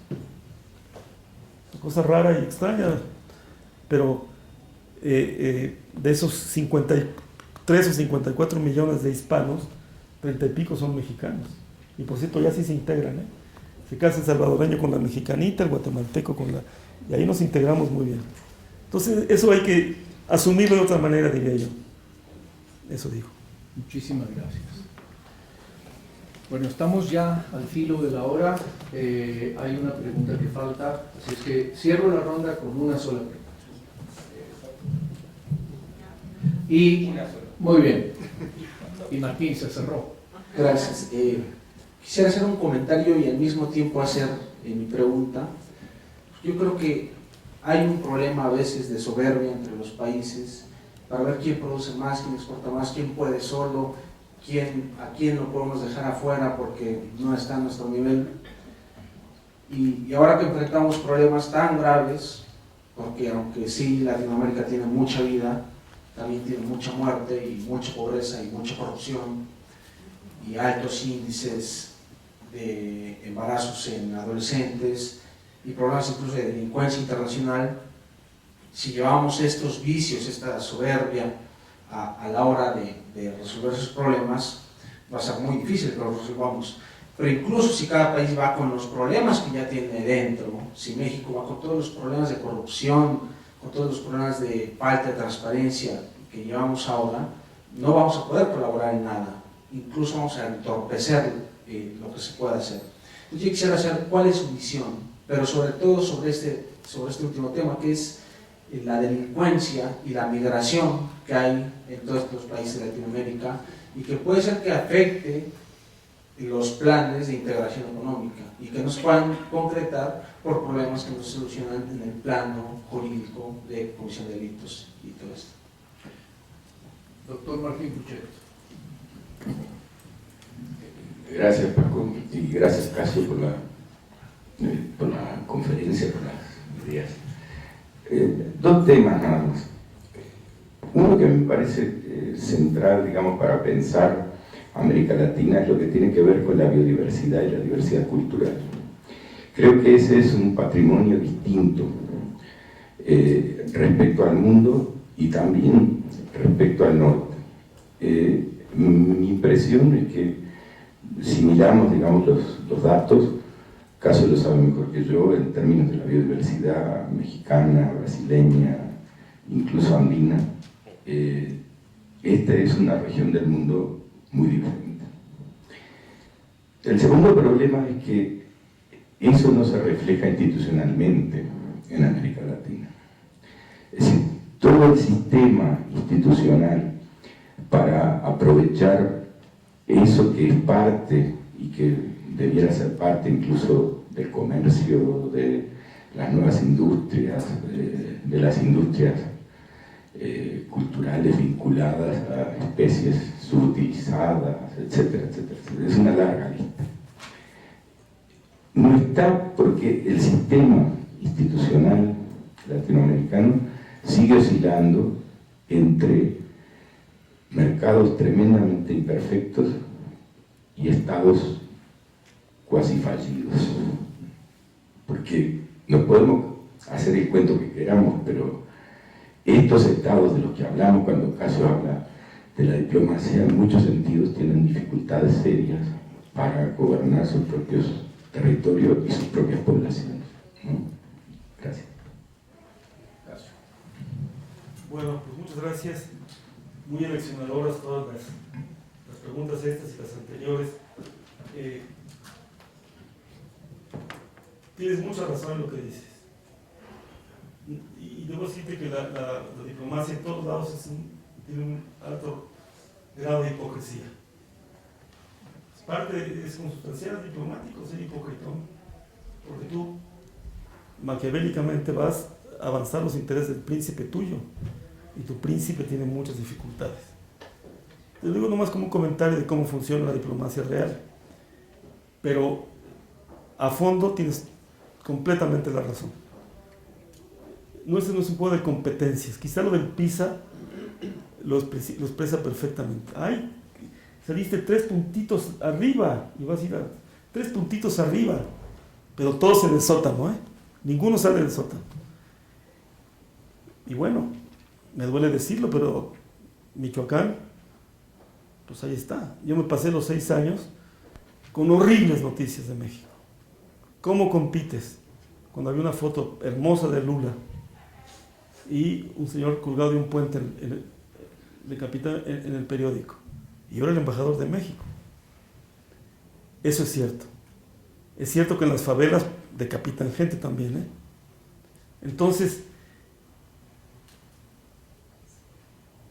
hay que asumir que la diplomacia funciona de alguna manera en todos lados y que quizá, como lo dijo Paco, nos parecemos también en el lado oscuro.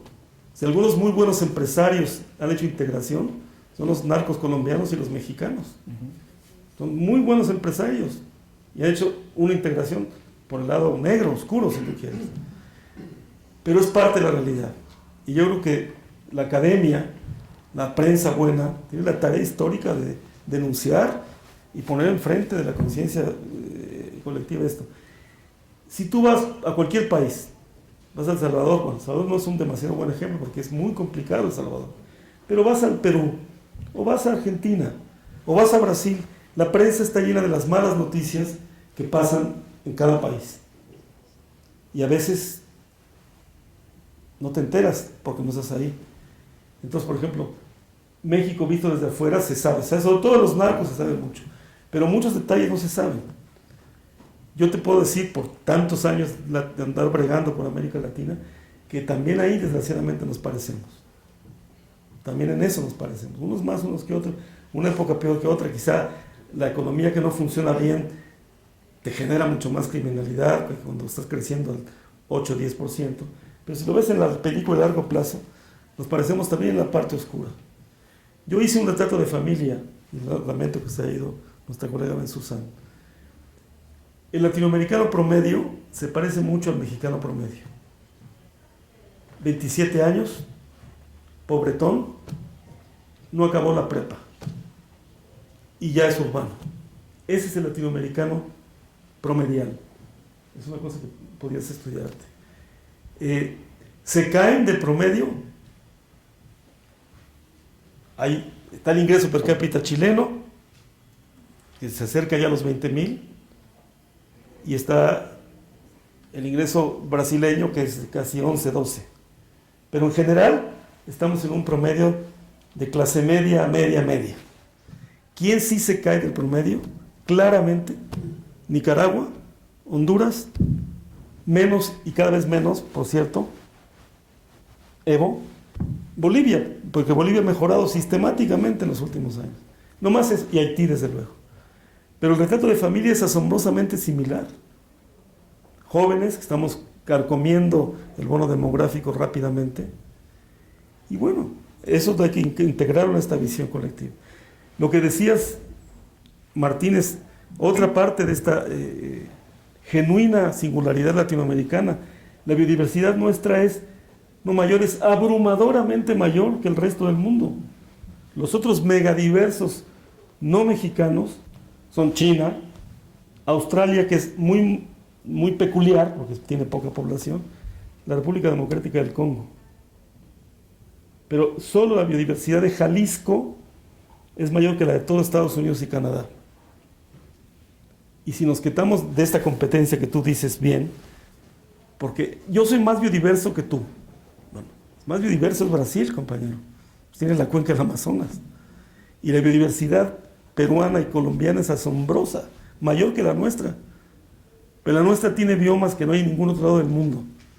Porque las selvas tropicales perennifolias más al norte del planeta son las mexicanas. Por fortuna se las acabaron en sexenios pasados. Estuvieron a punto de desmontarlas también esas. Los panapas sí se le echaron.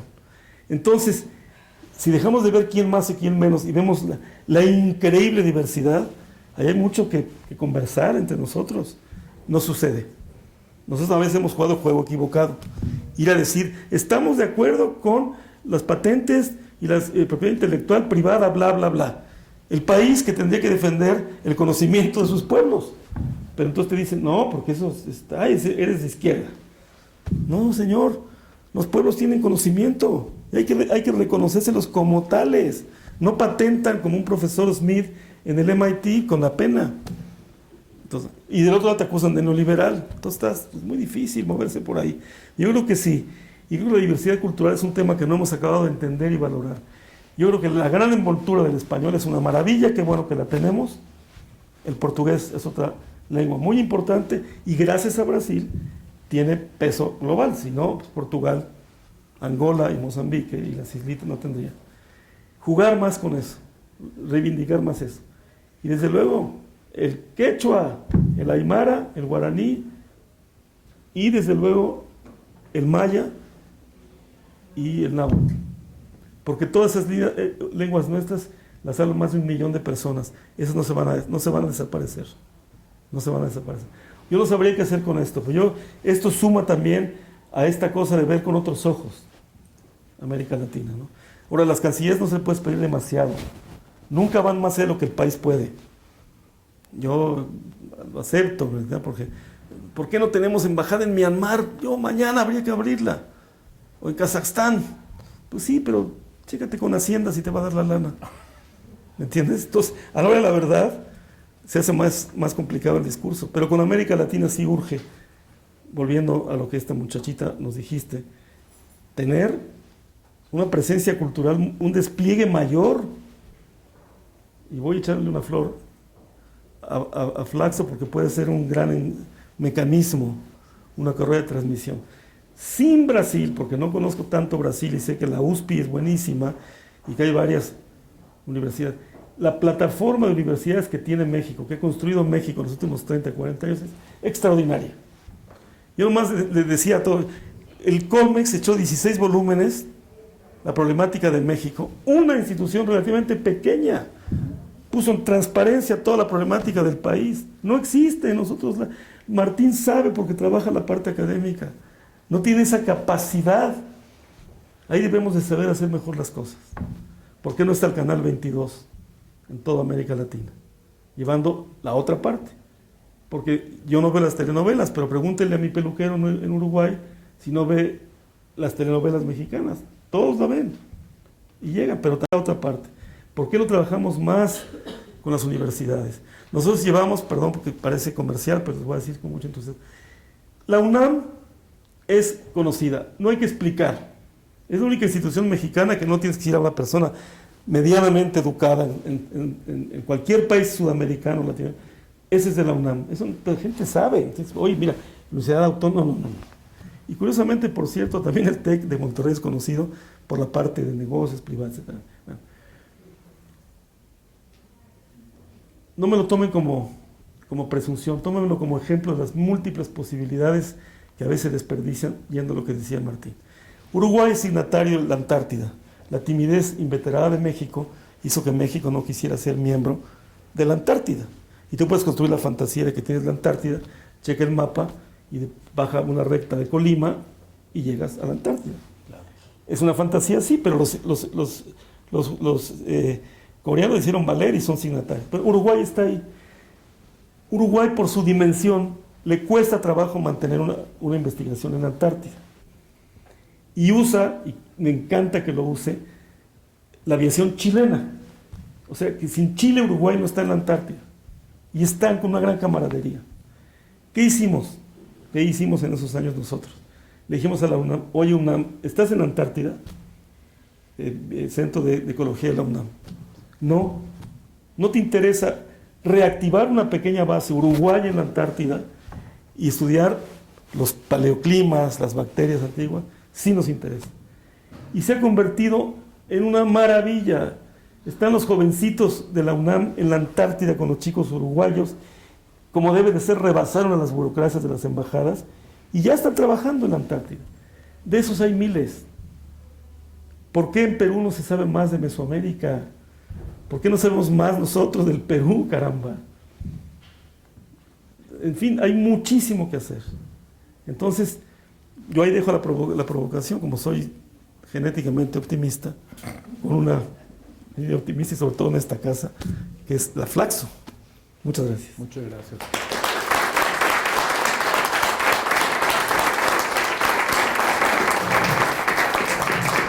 Muchísimas gracias, Casio, por esta muy interesante conversación y muchas gracias a todos por su asistencia. Nos vemos en 15 días.